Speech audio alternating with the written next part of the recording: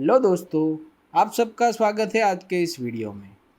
आज हम इस वीडियो में 3 ऐसे सेक्शन की बात करेंगे जो आपके लोन का थोड़ा बर्डन कम करेगी। आप बोलेंगे कि वो कैसे? तो आप लोन पे जो इंटरेस्ट पे कर रहे हो उसका डिडक्शन आप इनकम टैक्स में क्लेम कर सकते हो। तो चलो दोस्तों, आज का वीडियो शुरू करते हैं। मेरा नाम है अजय पटोलिया एंड आप देख रहे हैं श्री हरि टैक्स मेंटर। और हाँ दोस्तों, अंत तक हमारे साथ इस वीडियो में बने रहिए।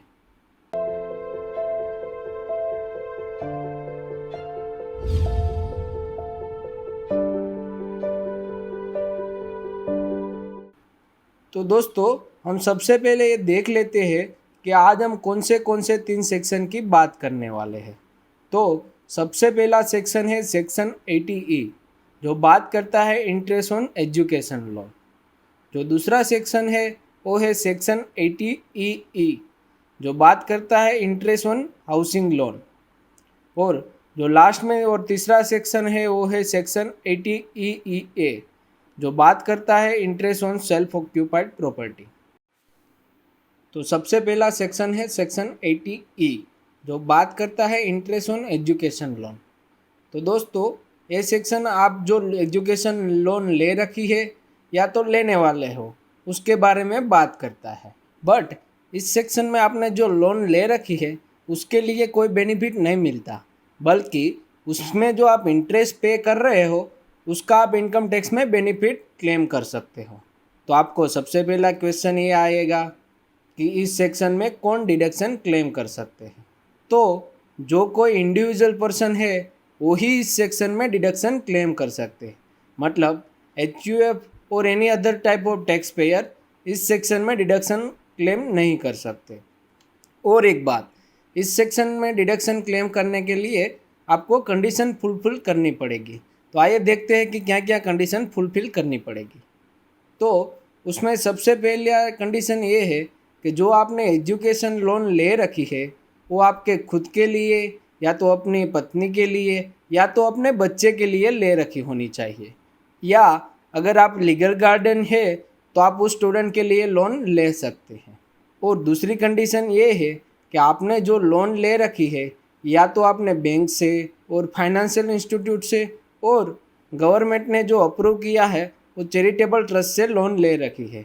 इसका मतलब ये हुआ, अगर आपने किसी अपने रिलेटिव और फ्रेंड से लोन ले रखी है तो उसका इंटरेस्ट का डिडक्शन आप यहाँ क्लेम नहीं कर सकते। ये सब सुनने के बाद आपको ये लगेगा कि भाई अब तो बता दे कि कितनी अमाउंट तक हम इस सेक्शन में डिडक्शन क्लेम कर सकते हैं। तो आप इस सेक्शन में आपने जितना इंटरेस्ट पे किया है उतना बेनिफिट ले सकते हैं। मतलब 100% ऑफ इंटरेस्ट पेड, यानी इसमें कोई भी मैक्सिमम लिमिट नहीं है। बट आप सिर्फ इंटरेस्ट का ही बेनिफिट ले सकते हैं। इसका मतलब ये हुआ कि आपने अगर प्रिंसिपल का रीपेमेंट किया है तो उसका आप डिडक्शन आप इस सेक्शन में क्लेम नहीं कर सकते हैं। अगले दो जो सेक्शन है वो है section 80EE and section 80EEA। ये दोनों ही सेक्शन आपने जो हाउसिंग लोन ले रखी है उसके बारे में बात करते हैं। तो आइए सबसे पहले सेक्शन 80E के बारे में बात करते हैं, जो बात करता है interest paid on housing loan. इस सेक्शन में भी हम देखेंगे कि कौन डिडक्शन क्लेम कर सकता है, क्या क्या कंडीशन फुलफिल करनी पड़ती है और कितने अमाउंट तक का डिडक्शन क्लेम कर सकते हैं। तो सबसे पहले कौन डिडक्शन क्लेम कर सकते हैं वो देख लेते हैं। तो जो इंडिविजुअल एसएससी है वही इस सेक्शन में डिडक्शन क्लेम कर सकता है। उसके बाद बात यह है कि कंडीशन क्या क्या फुलफिल करने पड़ेगी इस डिडक्शन क्लेम करने के लिए।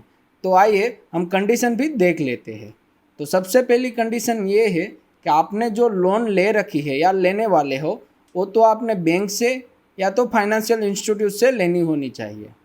दूसरी जो कंडीशन है वो है कि आपका जो हाउस परचेस करने वाले हो उसकी अमाउंट, मतलब उसकी वैल्यू 50 लाख या उससे कम होनी चाहिए।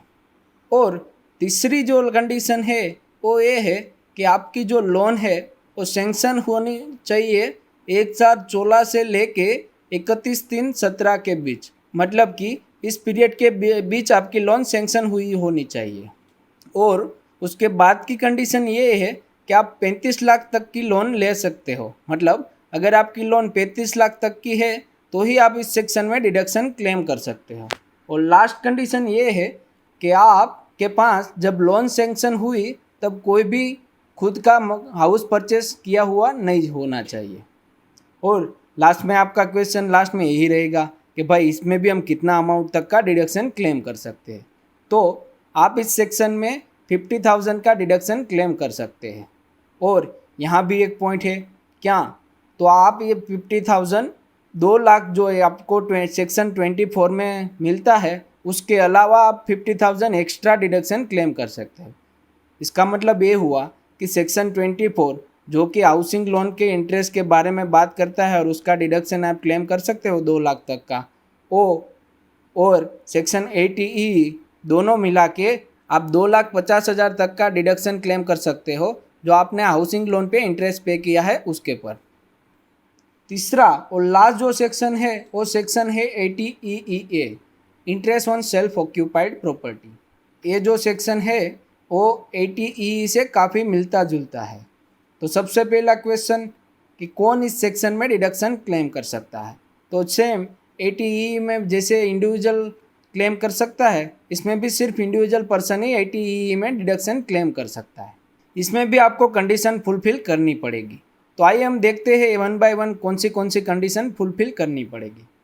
तो सबसे पहली कंडीशन ये है कि आपने जो लोन ली है या तो फाइनेंशियल इंस्टीट्यूट से या बैंक और हाउसिंग फाइनेंस कंपनी से ली होनी चाहिए। मतलब सेक्शन 80E में भी सेम कंडीशन थी। दूसरी कंडीशन हम देखें तो आपने जो हाउस परचेस करना है उसकी स्टैम्प ड्यूटी वैल्यू 45 लाख और उससे कम होनी चाहिए। यानी कि अगर हम सेक्शन 80E में देखें तो वहाँ हाउस की वैल्यू 50 लाख बोली थी, वहाँ कोई स्टैम्प ड्यूटी वैल्यू का उल्लेख नहीं किया गया था। तीसरी कंडीशन ये है कि अगर आप इस सेक्शन में डिडक्शन क्लेम करना चाहते हैं तो आप जो हाउस परचेस कर रहे हैं उसके अलावा किसी भी हाउस के ओनर होने नहीं चाहिए जब आपकी लोन सेंक्शन हुई थी। और लास्ट कंडीशन ये है कि आपकी लोन 1/4/19 से लेके 31/10/20 के बीच में सेंक्शन हुई होनी चाहिए।